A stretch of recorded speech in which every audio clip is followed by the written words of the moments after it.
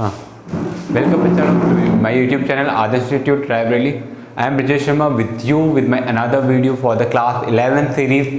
सो आज का जो हमारा वीडियो है ये पूरी तरीके से एनर्जी से फील्ड होने वाला है। बहुत ज़्यादा एनर्जी आज मैंने स्टोर कर रखी है आप लोगों की इस वीडियो के लिए। सो हम लोग एक नया चैप्टर स्टार्ट करने जा रहे हैं 11th क्लास का CBSE बोर्ड के लिए, या फिर हमारा एक जो वीडियो होगा ये आपको ज़रूरत आपको हेल्प करेगा आपके नीट के एग्ज़ाम में, JEE के NDA का एग्ज़ाम भी थोड़ा बहुत मिल जाता है, मतलब होता है थोड़ा सा कम, अब मिल जाएगा, मज़ा आ जाएगी उसमें भी पढ़ने में। IIT JEE नीट और IIT JEE और नीट के लिए भी है, और 11th के लिए तो है ही CBSE बोर्ड के लिए और ICSE बोर्ड के लिए। सो यूपी बोर्ड के लिए भी थोड़ा बहुत, क्योंकि आप लोग हिंदी में हैं, अगर हिंदी नहीं इंग्लिश मीडियम है आप यूपी बोर्ड से, तो आपके लिए बहुत ज़्यादा अच्छा होने वाली है class. So let's start without wasting our time. So आज हम पढ़ेंगे chapter mathematical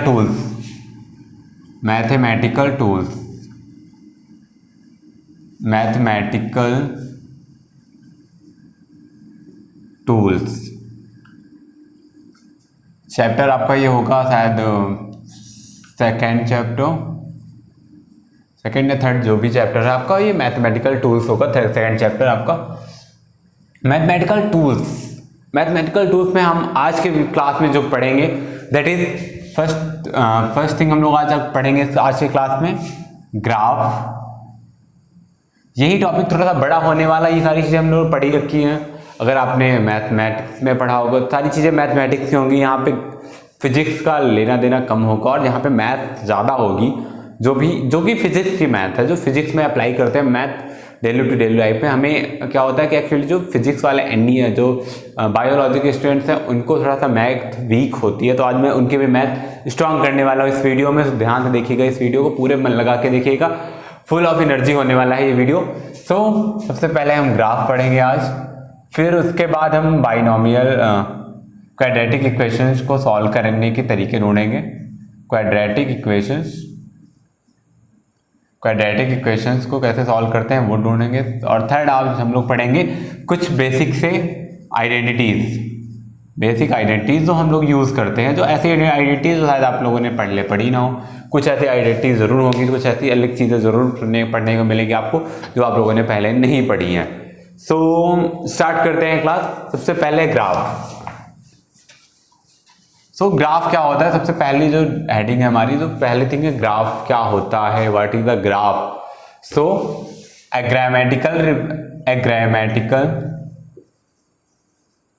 grammatical representation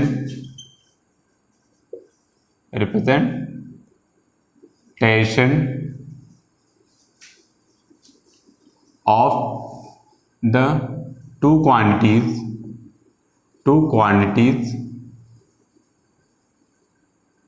of one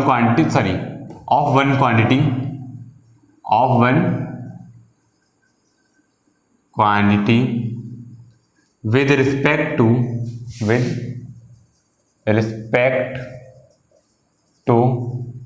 another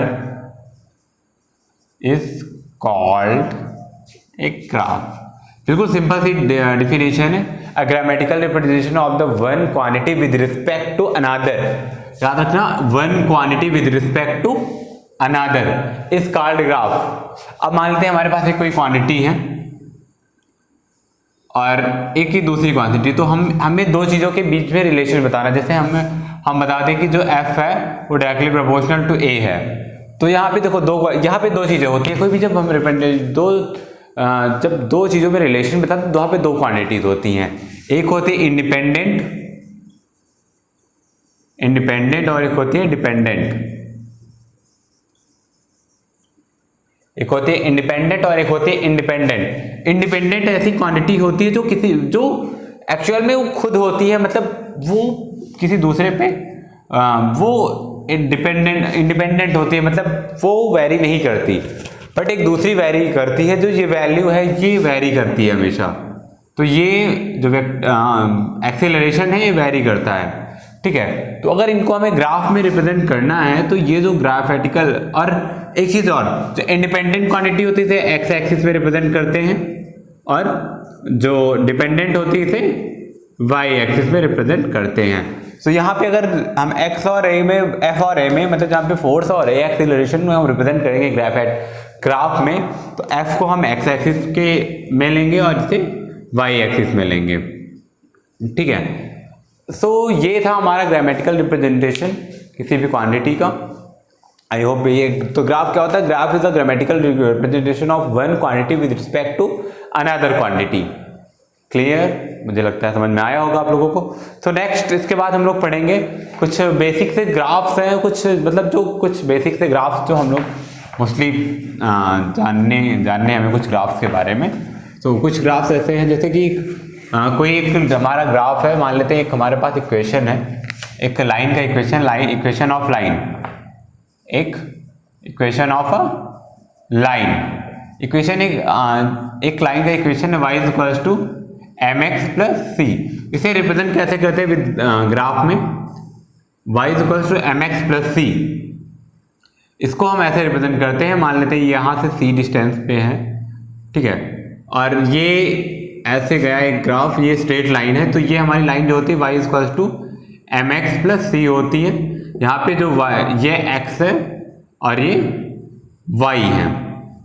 clear? और ये जो लाइन का हमें ये लाइन है, इसका ये इक्वेशन है y is equals to mx plus c. अब एक लाइन और आती है y is equals to mx, उसके लिए क्या करते हैं? वो एक्चुअली ये ओरिजिन से जाती है, क्योंकि c जो है वो इंटरसेप्शन होता है, मतलब कहाँ पे इंटरसेप्ट कर रही है, वाई एक्सिस को कहाँ से इंटरसेप्ट कर रही है। तो ये एक इंटरसेक्शन पॉइंट होता है, इंटरसेप्शन डिस्टेंस होती है, कहाँ पे इंटरसेप्ट करेगी। ये इसकी कोऑर्डिनेट्स यहाँ पे होते हैं 0,0, बट यहाँ पे अब ये y इक्वल टू mx हमें शो करना है, तो इसका जो इंटरसेप्शन होता है वो 0 होता है, तो वो 0 अगर हमारा, तो यहाँ से जाएगी, और ये y इक्वल टू mx, और m क्या होता है? m is slope. क्या होता है भाई? स्लोप, मतलब कितना ज़्यादा ये प्लस एक्स एक्सिस से कितने डिग्री के एंगल पे के साथ ये स्लोप बना रही है, वो होता है इसका स्लोप, ठीक है। और फिर एक दूसरी इक्वेशन होती है y is equal to mx minus c. mx minus c का ग्राफ हम देखें अगर नॉर्मल, चलो तो यहाँ से होता है, ये ऐसे ग्राफ बनाया जाता है, y इज इक्वल टू, ये मान लेते हैं x है, ये x है, ये y डैश एक्सिस है, तो नेगेटिव होता है जहाँ पे, तो ये माइनस सी यहाँ पे आएगा कहीं पे, ठीक है, मान लेते हैं इस पॉइंट से, और इस पॉइंट से जो इंटरसेक्शन ये लाइन इक्वल ये होगी y is equal to mx minus c. ये लाइन होती है y is equal to mx minus c. Clear?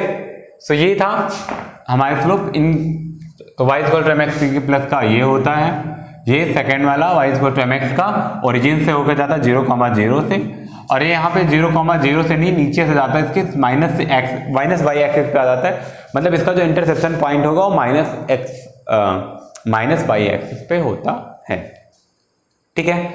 So ये था। अब उसके बाद हमने लाइन, अब इसके बाद हम लोग पढ़ेंगे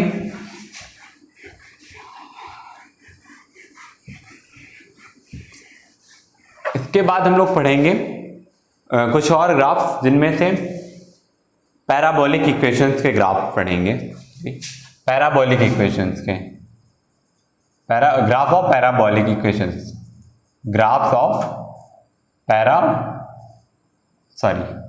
पैराबोलिक इक्वेशंस, पैराबोलिक इक्वेशंस के ग्राफ पढ़ेंगे।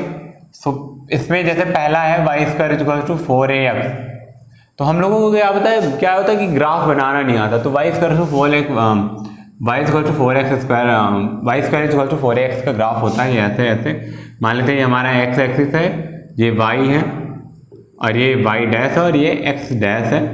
तो यहाँ पे जो y square equal to 4x का ग्राफ होता है वो ये ऐसे बनता है, ठीक है, ओरिजिन से जाता हुआ ये ऐसे ग्राफ बनता है इसका।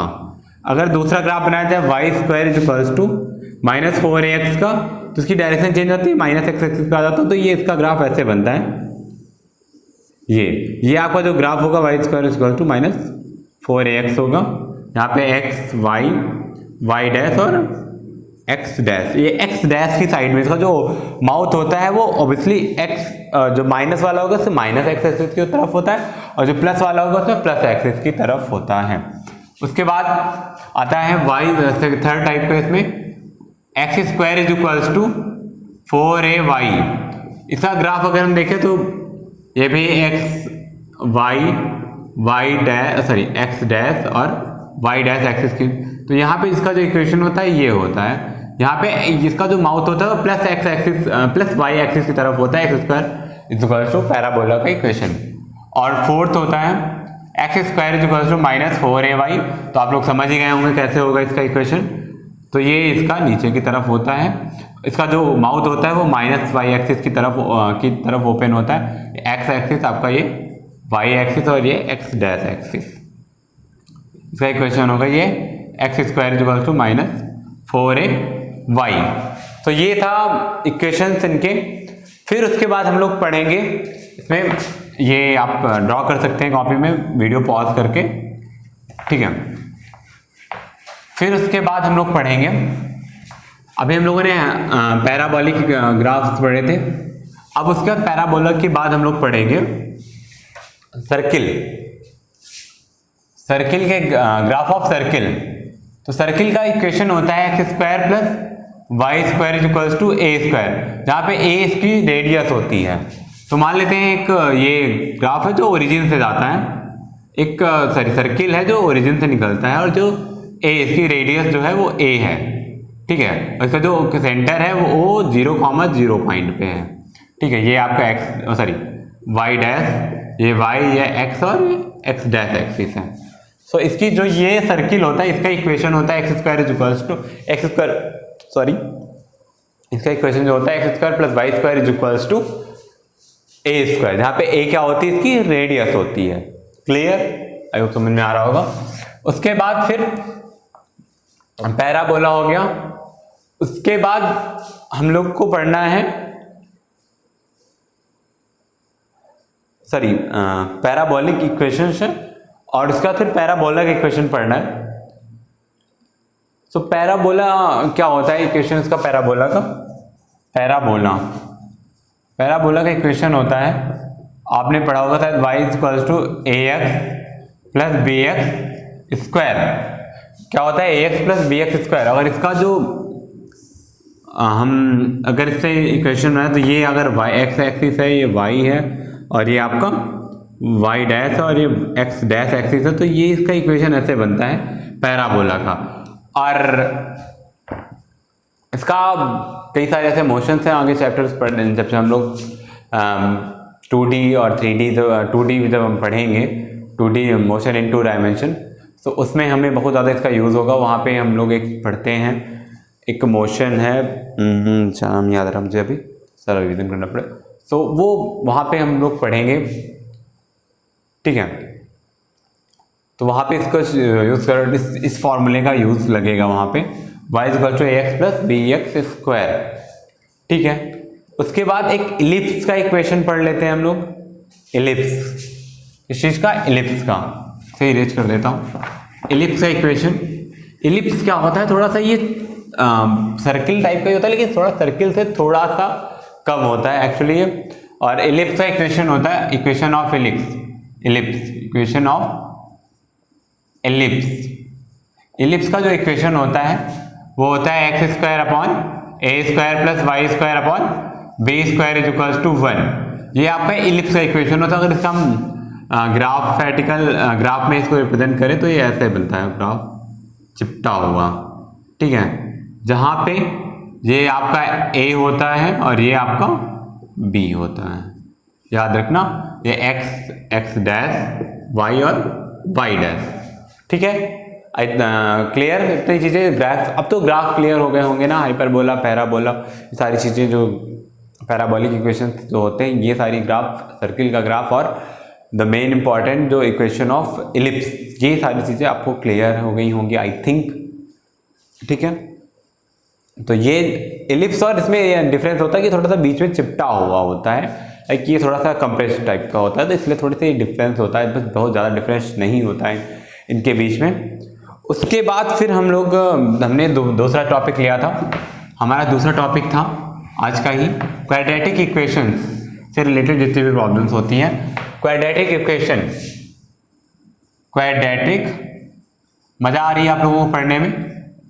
क्वाड्रेटिक इक्वेशन समझ में आ रहा है ना एकदम? अगर देखो आपको मज़ा तब आती है तो आपको समझ में आता है हर एक चीज़, और आप अगर क्लास आपको मैं हर एक कॉन्सेप्ट इतना क्लियर बताने की कोशिश करता हूँ कि, और मैं बताता भी हूँ कि आपको हर एक चीज़ बिल्कुल क्लियर हो जाए, आपको कोई डाउट हो। फिर भी अगर आपको डाउट कोई होता है तो आप हमारे इंस्टाग्राम अकाउंट आदर्श इंस्टीट्यूट को वहाँ से सर्च करके आप ज्वाइन कर सकते हैं, और या फिर आप मेरे डायरेक्ट फेसबुक पर मैं आ सकते हैं। आदर्श इंस्टीट्यूट रायबरेली के नाम से हमारा फेसबुक पेज है, जिसमें लगभग 250 लोगों से ज़्यादा, 250 या 300 लोगों से ज़्यादा हम लोग जुड़ चुके हैं। यूट्यूब पे हम लोगों को 350 लोगों का परिवार होने वाला है, बहुत ज़्यादा बड़ा नहीं है, बट 350 लोगों का परिवार अभी होने वाला है। आप लोगों की सपोर्ट की ज़रूरत है। आप लोग जो चैनल की जो लिंक दी हुई है इसे अपने सारे दोस्तों के साथ शेयर करें, और सबसे बोलें कि चैनल को ज़रूर सब्सक्राइब करें हमारे, ताकि हम और जल्दी से ग्रो कर सकें, और आपका परिवार जो है, हमारा आपका परिवार जो है यूट्यूब चैनल का के माध्यम से ये और अधिक से अधिक बढ़ सके, और हम लोग जल्दी से जल्दी ग्रो कर सकें एंड ऊंचाइयों को मिल सकें। और हम और आप मिलकर जब काम करेंगे तभी कुछ पॉसिबल है आगे बढ़ने का। सिर्फ मेरा, अगर मैं सिर्फ अकेले काम करूँ या तो ये भी पॉसिबल नहीं है कि सिर्फ मैं अकेले ग्रोथ कर सकता हूँ। आपके सपोर्ट की बहुत ज़्यादा ज़रूरत है। सो खैर, अब हम लोग क्वाड्रेटिक इक्वेशन पढ़ने वाले थे, तो आपको क्वाड्रेटिक इक्वेशन पता होगा, X square plus B X plus C equals to 0 होता है क्वाड्रेटिक इक्वेशन। क्लियर? अगर इसकी क्वाड्रेटिक इक्वेशन के लिए जो क्वाड्रेटिक फार्मूला होता है, क्वाड्रेटिक फार्मूले की बात करें, क्वाड्रेटिक फार्मूले की बात करें अगर हम, तो क्वाड्रेटिक फार्मूला होता है आपका x is equal to minus B plus minus under root B square minus 4ac upon 2a। क्लियर? यहाँ पे एक चीज और होती है, d, जो इसकी ये होता है बी स्क्वायर माइनस 4ac, ये होता है d, सॉरी कैपिटल D। इसमें अगर जो d है वो पॉजिटिव होता है या ग्रेटर देन 0 होता है तो इसके रियल रूट्स होते हैं, 2 रियल रूट्स। अगर कोई 2 रियल रूट्स एग्जिस्ट करते हैं, रियल रूट्स एग्जिस्ट करते हैं। अगर d लेस देन है तो नो रियल रूट्स, एक भी रियल रूट्स ही नहीं होगा। और अगर d इज इक्वल टू 0 है तो 2 इक्वल एंड अपोजिट रूट्स होते हैं, एंड अपोजिट रूट्स होते हैं, अपोजिट रूट्स होते हैं। ठीक है?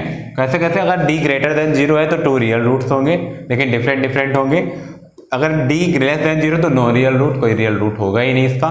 और अगर d इक्वल टू 0 तो 2 रियल रूट्स होंगे, 2 equal and opposite real roots होंगे, इक्वल होंगे, अपोजिट होंगे, रियल रूट्स होंगे d इक्वल टू 0 पर। ठीक है? उसके बाद फिर आता है sum of roots. Sum of roots यानी alpha plus beta equal to होता है minus coefficient of x, coefficient of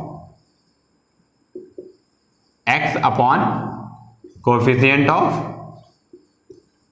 x square, that is minus b upon a. और क्या होता है? सम, ये सॉरी SUM होता है सम। और फिर product of roots, products of roots होता है alpha into beta is equal to होता है सी अपॉन ए, या फिर से लिख सकते हैं coefficient of, sorry constant C upon coefficient of x square, coefficient of x square, ये होता है आपका। तो ये था क्वाड्रेटिक इक्वेशन के बारे में। हमें इतनी चीज़ें पता होनी चाहिए, इतनी चीज़ें तो मेन है। वो पहले तो हमें क्वाड्रेटिक फार्मूला इक्वेशन पता होना चाहिए, फिर क्वाड्रेटिक फार्मूला मतलब हमें वैल्यूज रूट्स कैसे फाइंड आउट करेंगे वो, तो इसकी वैल्यू यहाँ से हम निकाल सकते हैं। यहाँ पे एक चीज़ क्लियर कर लेंगे पहले कि इसके रियल रूट्स एग्जिस्ट करते हैं। तो जो d है अगर ग्रेटर देन 0 है तो रियल रूट्स एग्जिस्ट करेंगे, बट डिफरेंट होंगे। अगर d जो लेस देन 0 है तो नो रियल रूट्स, कोई रियल रूट्स होता ही नहीं है। अगर d इक्वल टू 0 तो 2 इक्वल एंड अपोजिट रूट्स होते हैं। क्लियर? उसके बाद आते हैं हम सम ऑफ रूट्स कैसे निकालते हैं। सम ऑफ रूट्स में क्या होता है? अल्फा प्लस बीटा लेट कर लेते हैं, दो रियल रूट्स हैं इसके अल्फा एंड बीटा, तो उनका जो एडिशन होता है वो minus coefficient of x upon coefficient of x square होता है। फिर उसका प्रोडक्ट ऑफ रूट्स होता है, मतलब means alpha into beta, that is c upon a होता है। और इसको हम फाइंड आउट कर सकते हैं सी अपॉन ए, या फिर कॉन्स्टेंट जो होता है ये वाला upon coefficient of x square. Okay, so ये था हमारे पास इतना क्वाड्रेटिक इक्वेशन से। आप लोग वीडियो पॉज करके ये सारी चीज़ें नोट कर लीजिए, मैं इरेज कर रहा हूँ। फिर इस चैप्टर में और हम लोग थोड़ी सी चीज़ें पढ़ेंगे, दैट इज जो है मैंने बताया था हम लोग आज कुछ बेसिक आइडेंटिटीज भी पढ़ेंगे। बेसिक आइडेंटिटीज आपको याद भी करा दूंगा, मैं श्योर कराता हूँ इसी टाइम पे।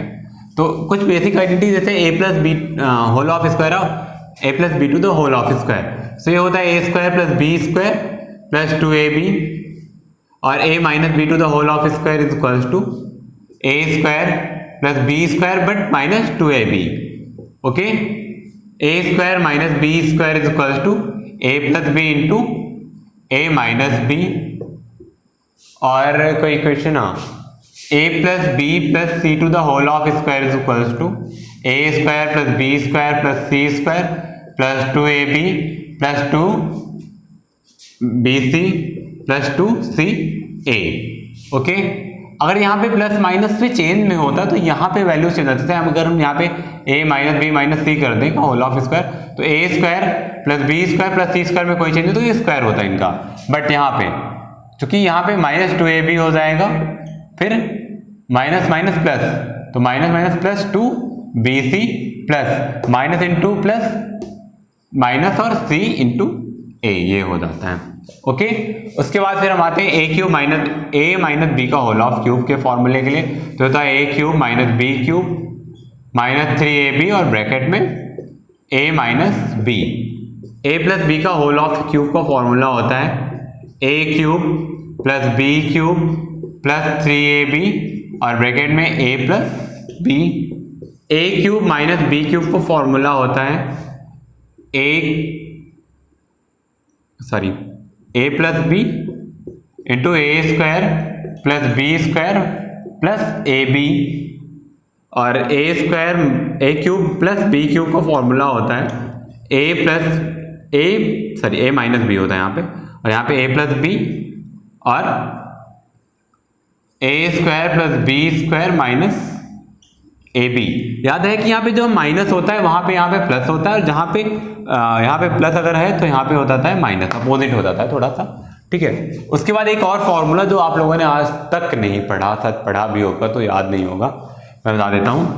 a cube plus B cube plus C cube minus 3abc, इसका फॉर्मूला होता है a plus B plus C और दूसरे ब्रैकेट में होता है a square plus B square plus C square minus ab minus bc minus ca।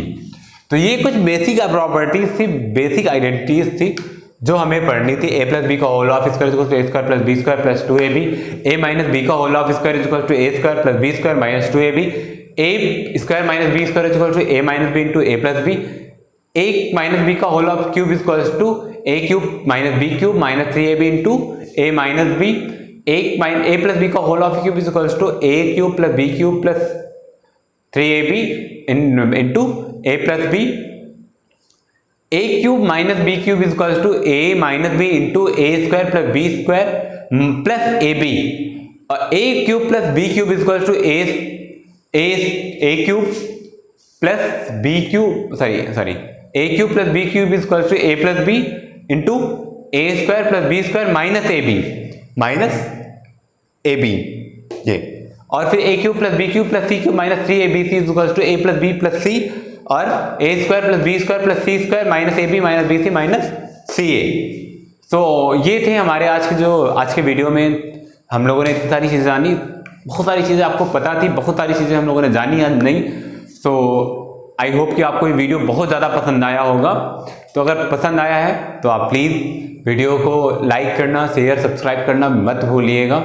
Please अपने सारे दोस्तों के साथ इस वीडियो को ज़्यादा से ज़्यादा शेयर करें ताकि हम लोग जल्दी से जल्दी ग्रो कर सकें, हमारा चैनल और हमारा और आपका चैनल जल्दी से ग्रो कर सकें। एंड जो भी अगर कोई प्रॉब्लम हो, कोई भी सुझाव सजेशन जो भी है तो आप कमेंट बॉक्स में हमारे भर सकते हैं, पूरा का पूरा खाली पड़ा हुआ है। Thank you for joining the class and अपनी पढ़ाई में कंटिन्यू रखिए। Thank you.